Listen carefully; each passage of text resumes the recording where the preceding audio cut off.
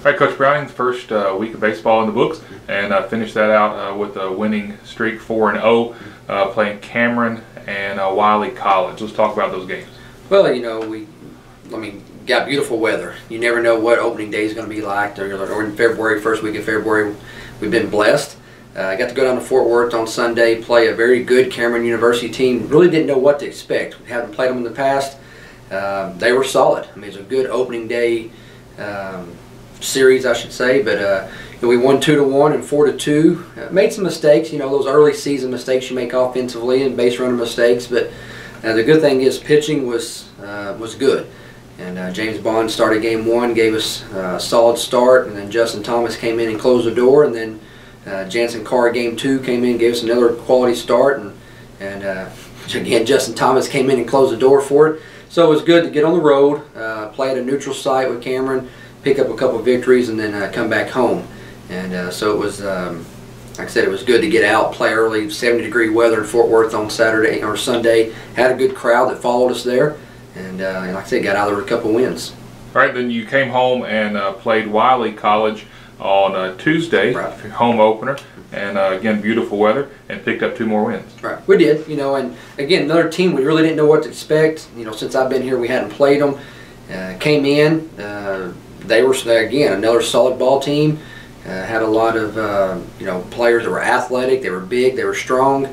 You know, game one, like I said, really didn't get off to the start we wanted to as far as made some mistakes defensively, just couldn't execute on some of the things offensively, couldn't get some bunt down, couldn't get some big hits when we had runners in scoring position. And but again, we did have quality starting pitching. And again, Justin Thomas closing out the game for us to pick up his 3rd save of the year. And you know, game two is a little different story.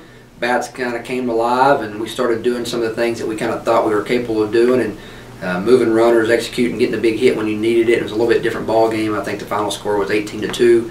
And also with that game, we were able to get a lot of different pitchers in the ball game to kind of find out, you know, what some guys were going to be like. Had a lot of freshmen get a chance to play. A couple of redshirt freshmen that was kind of their first time. So I think that day we had about 5 players that had kind of made their college debut, and I was very pleased with what we saw, both with, you know, offensively and defensively, and on the mound from them. And kind of ended on a good note that will kind of propel us, hopefully, and give us some confidence as we head to Angelo this weekend. You mentioned Justin Thomas several times. The first weekend out broke the career saves record and was also named GAC Pitcher of the Week. Right. So talk about Justin. Well, you know, people ask me, you know, scouts like him, and that's the thing. I think in Sunday's game there's 13 to 15, you know, different major league scouts there to watch several of our players, and you know, a lot of scouts ask, well, you know, why don't you start him? And he's shown the reason why we don't start him, because he's pretty valuable at the back end of the ball game. He's one of those guys that he understands what we want. He understands what he's doing out there. He's pretty confident in himself, as we're confident in him as well. And it's nice to know at the end of the ball game in a tight situation when, you know, we all know at the end of the game it's tight. That's where the pressure is, and you've got a guy that he likes that. He thrives on that type of situation. So he's done a great job for us. You know, I picked up 11, you know, saves for us last year, tied this single season record last year, and like I said, the career record was only 13. And I mean, he's come out in the first 3 games. You know, he tied it on Sunday and then broke it on Tuesday, and hopefully he'll put that record kind of out of reach this year, because you know we're going to call on him pretty heavily to do a lot of pitching for us. And then a great accomplishment for himself, you know, being the GAC Pitcher of the Week the first week out.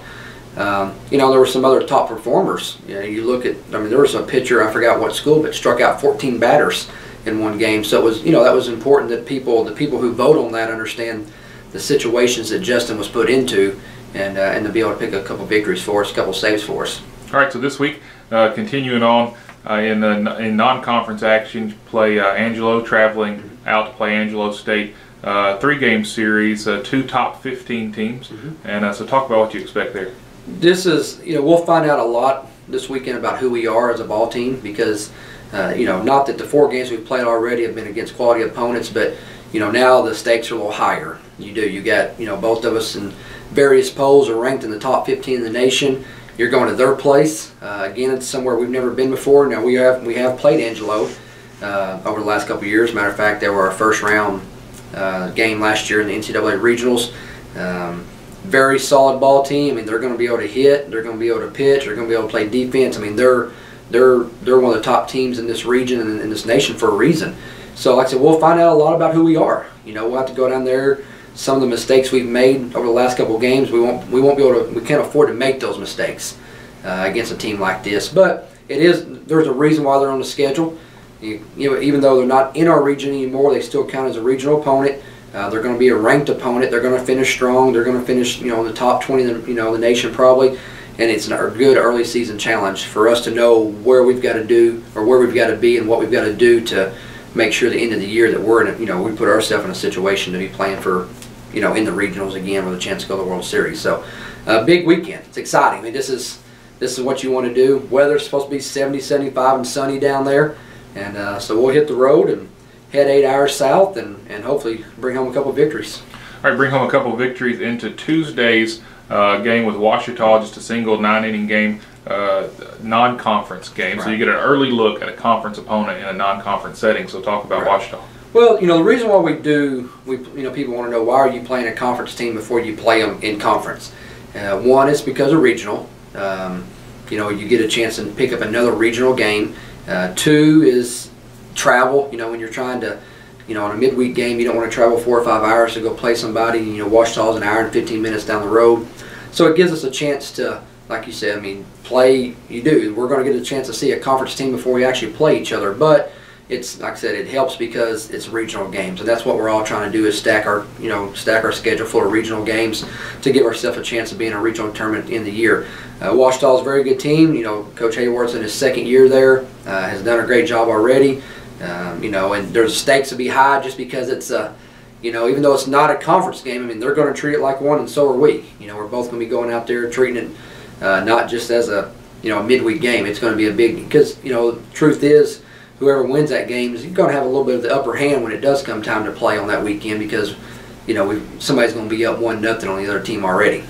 All right, so big week ahead for baseball, and Coach, we wish you the best of luck and safe travels, and we'll talk to you again next week. Appreciate it.